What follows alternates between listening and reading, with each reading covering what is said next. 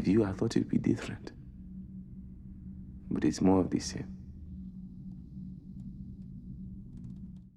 Star Wars games are becoming very, very frustrating once again. It's not exactly a hidden secret that Star Wars game fans have had a pretty rough go of things for years. Even if you liked EA's 4 games in 10 years, it was still 4 games in 10 years, so it has been lean to put it lightly. But Lucasfilm Games, of course, at the beginning of 2021 swooped in and promised a big overhaul of how Star Wars games were going to be produced and released going forward. Other publishers would be able to come on board and play in the Star Wars playground as well, and EA would also be able to continue with what they wanted to do with the Star Wars games. And I said it back then that that was actually the best decision for the IP and the best result for fans, but nearly 2 years after those big announcements, it still feels like nothing has really changed. It's just more of the same, and a lot of people are starting to notice it now, especially with the KOTOR Remake drama from last week. And in this video, I'm going to express my thoughts on all of that, with the issues Star Wars games are having in development right now, and like I said, in light of the KOTOR Remake being indefinitely delayed, which has sparked a sea of negativity in the Star Wars game space once again, and just why I and many other people seemingly are losing complete faith in Star Wars games all over again. But before we do, a quick shout out to this video's sponsor. This video is sponsored by our good friends over at Surfshark VPN. These days, you need to be using a VPN as there are some real dodgy people out there on the internet trying to get all kinds of information from you. And every single time you go on the internet, your private information is at risk. I've been using Surfshark VPN for quite a while now, and I assure you, they have you covered.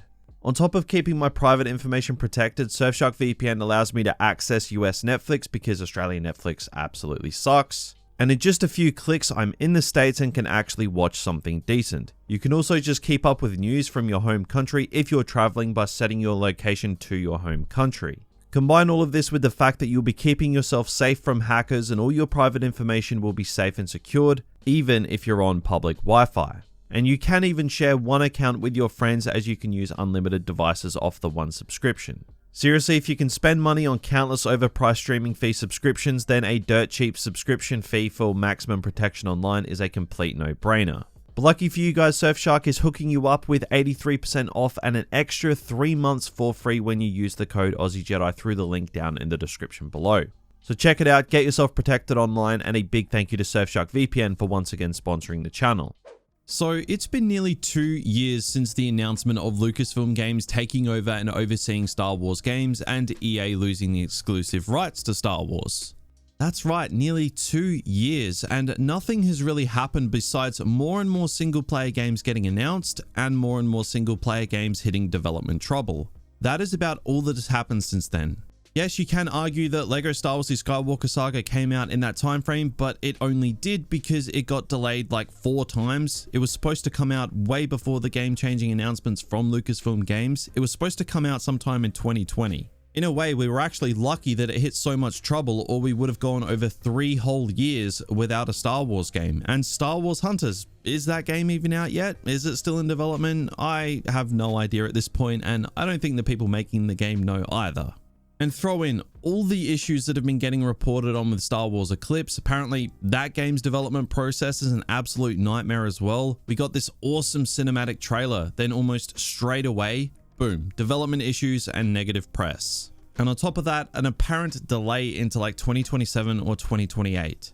And then of course, just a matter of days ago, the KOTOR remake was announced to be delayed indefinitely after 2 key developers / directors were fired because things weren't going well. So now that game, if you're optimistic, is probably an extra few years away. And again, that's if you're optimistic. Indefinitely delayed in Star Wars game terms pretty much tends to mean cancelled.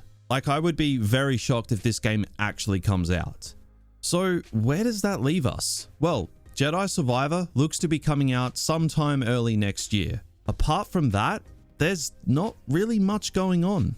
Now, I made a tweet in light of the outrage of the KOTOR remake being indefinitely delayed like many people did, and I said that Jedi Survivor is about the only thing that I have any faith or excitement in for Star Wars games at the moment.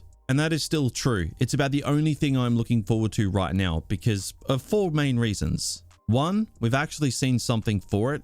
2, it's a sequel to a great game. 3, its odds of getting cancelled are almost 0. And 4, it's actually going to be coming out before I end up in a retirement home. unlike everything else, because the second something gets near, it hits development hell and gets delayed 2 years like Lego Star Wars The Skywalker Saga, or indefinitely delayed and unlikely to come out like the KOTOR remake. Or it just gets delayed to the point where it's 5+ years away like Star Wars Eclipse. Star Wars fans across the board seem to have just had enough of this, and it seems like it's just 1 step forward, 2 steps backwards. That has been the mantra of Star Wars games since about 2006. You just have to scroll the internet right now. A lot of people are fuming about Star Wars games getting delayed / cancelled.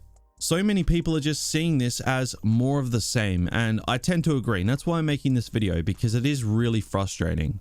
And I know that there's going to be that one guy that comments on this video saying, oh, you guys just got to be patient. Dude, Star Wars fans have been patient. They've been very, very patient. The strike rate for game releases for Star Wars games since 2010 is about 1 game every 2.5 years. The Call of Duty franchise since 2010 has had 12 games come out, with a 13th coming this year. And that's just in the COD franchise. That's basically over a game a year in just one franchise. Under the entire Star Wars umbrella, all the franchises, there has been less than half of that, with all franchises.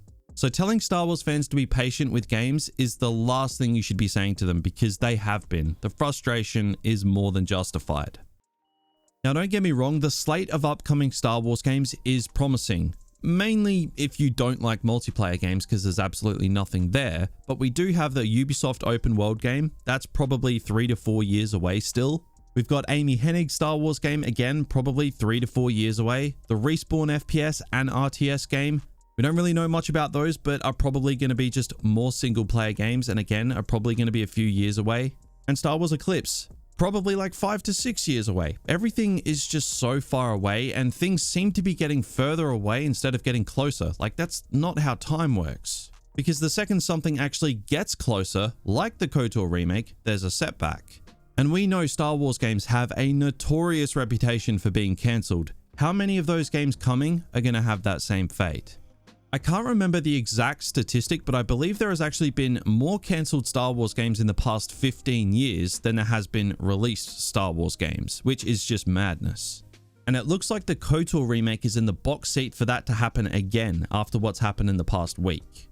And I mean, except for Jedi Survivor, which, full credit to EA and Respawn, they seem to actually have a really good pairing going on over there, so fair play to them.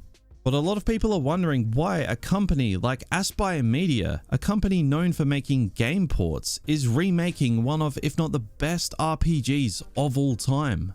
Why would you not give that responsibility to a company with AAA game experience? That seems like a major oversight on Lucasfilm Games' part more than anything, and I mean, wouldn't you know it? It's run into trouble. Like, who would have thought? This is something that we all probably should have seen coming, and odds are, the game probably won't even get made now. So, as promising as the initial explosion of announced Star Wars games was, they're still likely all of them to be single-player games. And majority of them seem to be hitting trouble already. Now, I've spoken about the entire single-player heavy future of Star Wars games being an issue before, and so have many other content creators, so I'm not really going to harp on about it. But all of this is just more of the same, and I've seen some people say amongst all the outrage lately that a lot of this anger and frustration would actually be completely nullified if, say, Battlefront 2 was still going. And I mean, it's true, it's a dead horse at this point and we've beaten it to a pulp, but it's still true.